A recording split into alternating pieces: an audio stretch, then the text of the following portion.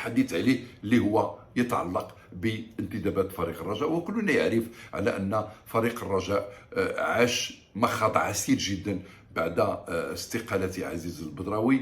حالة من الهيجان، حالة من الاحتقان الكبير داخل أوساط الرجاء، إلى أن كان هناك جمع عام وشكل صراع ما بين رئيسين سابقين للرجاء، ربما كان واحد منهم خلف الثاني، صراع ما بين بودريقة وما بين حسمان، انتهى بتصويت العائلة الرجوية على محمد بودريقة ليعود مجددا لقيادة الرجاء، وأملا في أنه يوضع خاتمة لمسار حزين ولمشهد ديال الأزمات طال واستطال وأخذ ما أخذ من صبر ومن من أحلام الرجويين بشكل عام، برغم من الألقاب التي كانت تحققت. ولا أعتقد على أنه ليس من السهل التخلص من هذا الألم الكبير المتمثل في الأزمة المالية الخانقة. جاء بودريقة إلى الرجاء وكنا موعودين مجددا مع عملية تحول كبيرة جدا، على اعتبار أن الفريق خرج بدون لقب من الموسم الماضي. خسر عصبة الأبطال في دور ربع النهائي أمام الأهلي، خسر أيضا النهائي كأس العرش أمام النهضة البركانية، ثم أيضا في البطولة العربية اللي كان حامل لقبها، وفي البطولة الوطنية حل في المركز الخامس أو السادس، وفي البطولة العربية في كأس الملك سلمان اللي مشى مدافعا عن لقبه خرج من الدور ربع النهائي. إذن الرجاء حاول ما أمكن بإعاز من رئيسه محمد بودريقة أنه يغير جلده، وعلى أنه يحاول يخلق واحد الدينامية جديدة، بخاصة وأن المدرب زيمباور المدرب الألماني أعطى مجموعة مقترحات من أجل تفعيل الانتدابات ويخلي فريق الرجاء يكون بصورة أقوى.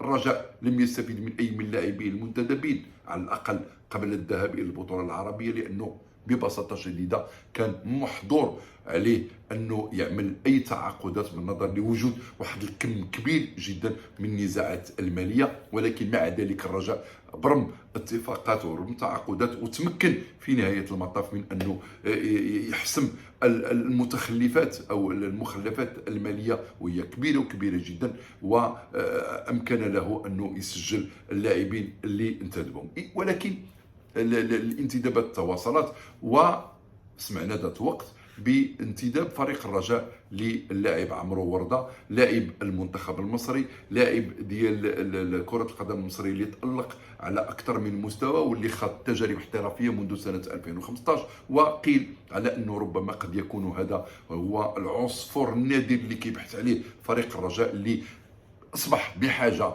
ونقولها للأمانة، إلى مهاجمين من العيار الثقيل، لأنه منذ أن غادره سفيان الرحيمي إلى نادي العين وأيضا الهداف بن مالونغو، منذ أن تراجع أداء عبد الإله الحفيظي ما بقيناش كنشاهدوا، ومنذ أن تم الاستغناء على محسن متولي اللي شرع المراكب ديالو الخضراء واتجه نحو المحيط البحر المتوسط باش يلعب لاتحاد طنجة ويساهم في تحقيق طنجة لبقاء معجزة كيف اتفقنا جميعا. إذن وسط هذه الاستغناءات كلها كان فريق الرجاء بحاجة إلى انتدابات وزينة، وقد رأى على أنه من هذه الانتدابات الوزينة اللاعب عمرو وردة، اللي شاهدنا كيف قدموا فريق الرجاء من خلال واحد الفيلم جميل جدا كيأكد على أن الأندية ديالنا تتطور على مستوى التواصل وعلى مستوى صناعة المنتوج وعلى مستوى تسويق المنتوج،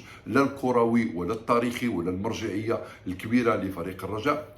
شاهدنا كيف أن عمرو وردة قال بصريح العبارة: أنا أتيت لأكتب التاريخ، أنا أتيت لأقدم لأصنع مع الرجاء مجدا جديدا، وعبر عن الاعتزاز ديالو بلاعب لفريق مثل الرجاء. وتفاعلت جماهير الرجاء بشكل رائع مع ما قاله عمرو وردة، واجتاز اللاعب المصري الاختبارات الطبية. ولكن كان هناك توجس منا جميعا أنه هل ستعيش الرجاء مع عمرو وردة تلك القصة المؤلمة والموجعة اللي عاشتها وبودريقة رئيسا للفريق مع اللاعب المصري السابق الدولي السابق عمرو زكي، اللي بين عشية وضحاها تبخر في الهواء، وسمعنا به في ألمانيا يجري عملية جراحية على ركبته أو على رجله، وبعد ذلك تم فسخ العقد. عمرو وردة تمنينا جميعا انه يطوي هذيك الصفحه ويعطي الاضافه اللي كيحتاجها كره القدم الوطنيه، كيحتاجها الرجاء الخط الهجوم ديال فريق الرجاء. وانتظرنا اللحظه اللي غادي يصبح فيها جاهز عمرو ورده للعب مع الرجاء. ولكن ونحن نقف على بعد 3 أو 4 أيام من انطلاق البطوله الاحترافيه في موسمها الجديد، والرجاء سيتحول الى برشيد لملاقاه اليوسفيه ديال برشيد يوم الاحد القادم ان شاء الله في اول دوره للبطوله الاحترافيه.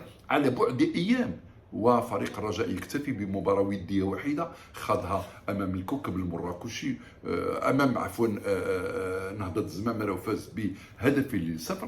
كنتفاجئوا على أنه كيطلع خبر كيقول على أنه عمرو وردة تم نقله إلى المصحة في وضعية صحية متدهورة، ما ندري سببها ولا نعلم لها بداية حتى نعلم لها نهاية.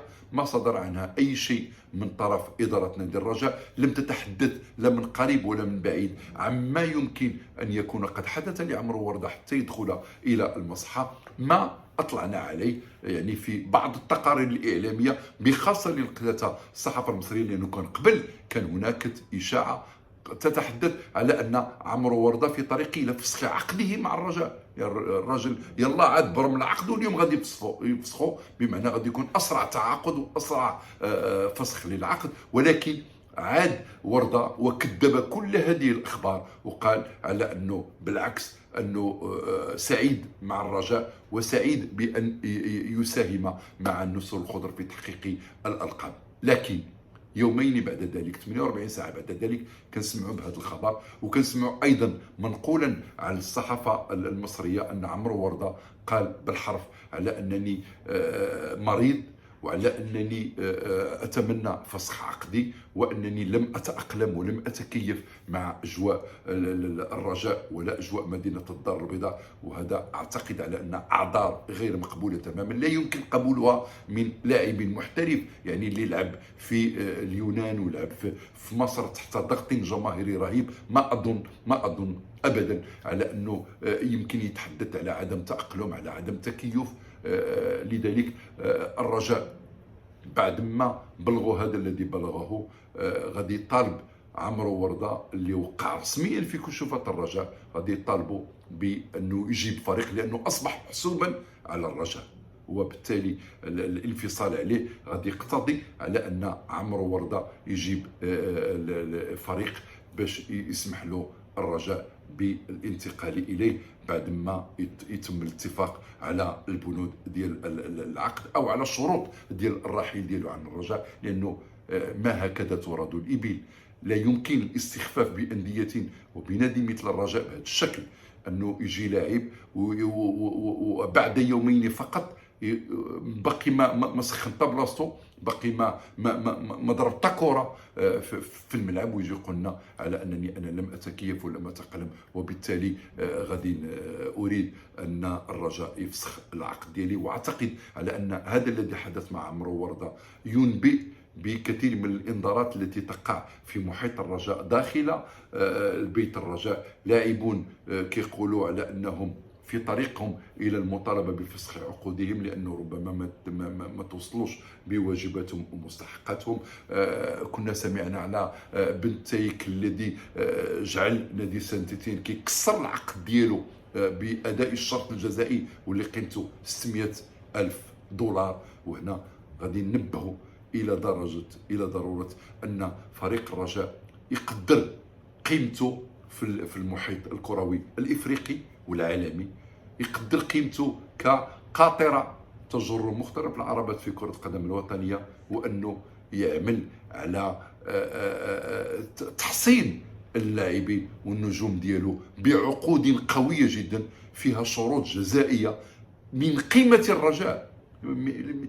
من المستحيل انه لاعب بحال بن تايك تعطى فيه 600 ألف دولار ويتكسر العقد ديالو. فإذا كما أنه من المستحيل أننا نتعاقدوا مع لاعب مصري سميتو عمرو وردة وقبل ما يلعب ولا مباراة واحدة، يعني قبل ما يوضع قميص الرجاء ولو ل10 ثواني كي يقول على أنه راغب في الرحيل عن فريق الرجاء. إذا أشياء كثيرة تقع، وأنا هنا يعني صدقا لا أريد للرجاء أنه يرجع يعيش في جحور جديدة، يعتصر آلاما جديدة ويعيش على إيقاعة جروح جديدة. آن الأوان لجماهير الرجاء أن تتنفس مع فريقها ومع نسورها لحظات الفرح وتعيش واحد الاستقرار على مستوى الاداء وعلى مستوى المنظومه، وعلى ان الرجاء ينهي المشاكل ديالو سريعا اللي كتعرقل دائما المسيره ديالو، ومشاكل بحال اللي قلت لها طبيعه ماليه، لها طبيعه تسييريه، ولها طبيعه تدبيريه ايضا. الرجاء انا اتصور ينطلق الموسم عنده على ايقاع هذه الاوجاع، على ايقاع اولا انه يكون عنده لاعب مجلوب من البطوله المصريه او لاعب مصري نحترم تاريخه، ولكن ما فعله ما كيجعلنيش انا بالتاكيد نقول على انه وصل واحد المستوى الاحترافي، لانه اي لاعب عنده مستوى احترافي في التفكير وفي التدبير ما كنظنش على انه غادي يجيب هاد الحجج الواهيه باش يبرر رغبته في الخروج من العش الاخضر، وهو الذي قال على انني انا اسعد الناس بان اتي الى الرجاء الفريق العالمي. فاذا املنا كبير على ان الرجاء اولا تخرج توضح لنا المساله المتعلقه بعمرو ورده، كيف هذا الرجل مرض بشكل مباغت، كيف تم نقله الى المستشفى، ثم ما هي المبررات اللي اعطاها لمسؤولي الرجاء لطلب فسخ عقده، وهل سيقبل فريق الرجاء فعلا بفسخ هذا العقد بطريقه وديه ويعيش نفس التجربه اللي عاشها قبل سنوات مع مواطنه عمرو زكي. انا اتصور هذه اسئله ثقيله جدا، الاجوبه عليها غتحددها طبيعه المسيرين ديال الرجاء، قوه شخصيتهم، وايضا مدى قدرتهم على حملهم على الاكتاف امانه تسيير فريق قوي ومرجعي مثل الرجاء. فريق الرجاء ما عاد ممكنا على ان اي احد يتلعب اسمه، ما عاد من الممكن اي احد انه يتلعب بالارث ديالو، ما عاد ممكنا اي واحد انه يستخف منه الى هذه الدرجه انه لاعب يجي ويلعب ما باقي ما يلعب ولا 10 دقائق وبعد ذلك يريد ان يتبخر في الهواء. اعتقد على انها مسؤوليه ثقيله جدا. سنظل متابعين وراصدين للمشهد الكروي الوطني، للمشهد الكروي الوطني في صورة الأندية الكبيرة ديالو، لأننا طموحين ومتطلعين إلى أن هذه الأندية تعرف قيمتها اليوم في السوق العالمية وفي السوق الإفريقية، لأنها بكل بساطة كتمثل كرة القدم. منتخبها الأول الذكوري وصل إلى نصف نهائي كأس العالم كأول منتخب عربي إفريقي كيحقق هذا الإنجاز التاريخي والأسطوري، وأيضا منتخب النسوي نجح في التأهل كأول منتخب عربي لنهائية كأس العالم، وأكثر من هذا أنه حقق أول فوز، بل حقق ثاني زوج ديال الانتصارات متتالية، وأعقب ذلك إنجاز تاريخي آخر هو إنجاز العبور إلى الدور الثاني من أول مشاركة مونديالية. كل فريق مغربي عليه أن يعي حقيقة هذه الإنجازات، وأنه يحمل على أكتافه أمانة الحفاظ على هذا الإرث وعلى صيرورته وعلى ديمومته واستمراريته، والحفاظ على هذا الإرث ما غادي يكون إلا بالتعامل الاحترافي مع الحالات ومع كل من يأتي ليحمل قميص الرجاء أو قميص الوداد أو قميص الجيش الملكي أو قميص أي من الأندية الوطنية. غير مسموح لأي كان من أنه يستخف بهذه القميصة، وعلى أنه يعمل ما كان يقول أجدادنا: دخول الحمام ماشي بحال خروجه. أتمنى أن ألقاكم في فرصة قادمة بحول الله في إطلالة تلفزيونية مواكبة لأحداث رياضية أخرى راصدة للمشهد الكروي الوطني. إلى أن ألقاكم في فرصة أخرى، تقبلوا فائق التحية والمودة، ومجددا هنيئا لنا بالإنجاز الرائع والكبير لأسطورة ألعاب القوى الوطنية والعالمية سفيان البقالي، تتويجه بلقب بطولة العالم لمسافة 3000 متر موانع للمرة الثانية على التوالي. دامت لنا الأفراح، دامت لنا الإنجازات، ودامت لنا الانتصارات، وأبقينا رؤوس العرب والأفارقة عالية في المحافل الدولية. إلى اللقاء.